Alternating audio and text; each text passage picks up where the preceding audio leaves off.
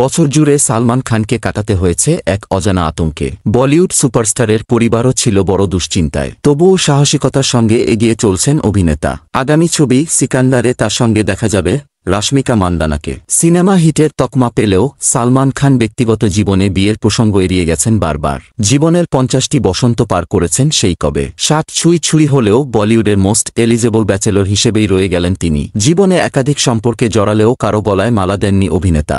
তবুও ভক্তদের আশা, একদিন ঠিক 7 পাকে বাধা পড়বেন সালমান খান। যদিও বিয়ে নিয়ে আর কোনো পরিকল্পনাই নেই তার।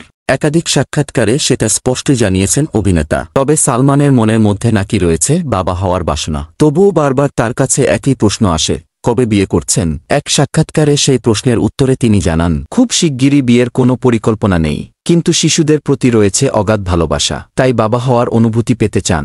অন্য এক সাক্ষাৎকারে সালমানকে প্রশ্ন করা হয়, তিনি ভবিষ্যতে সারোগেসি মাধ্যমে বাবা হতে চান কিনা, অথবা সন্তান দত্তক নিতে চান। উত্তরে ভাইজান বলেন, না, এখনও এমন কোনো পরিকল্পনা নেই। যখন হওয়ার হবে বোন অর্পিতা খানের সন্তানকেই কি নিজের সন্তানের মতো বড় করতে চান সালমান। তিনি বলেন, আমাদের বাড়িতে শিশুর অভাব নেই, আর আমার বোন নিজেই খুব সুন্দর করে সন্তানকে লালন করছে। বলা ভালো, ও আমাদের সকলকেই লালন করছে। উল্লেখ্য, সালমান খানকে শেষ দেখা গিয়েছিল টাইগার 3 ছবিতে। এরপর কিছুটা বিরতি নিয়েছিলেন তিনি।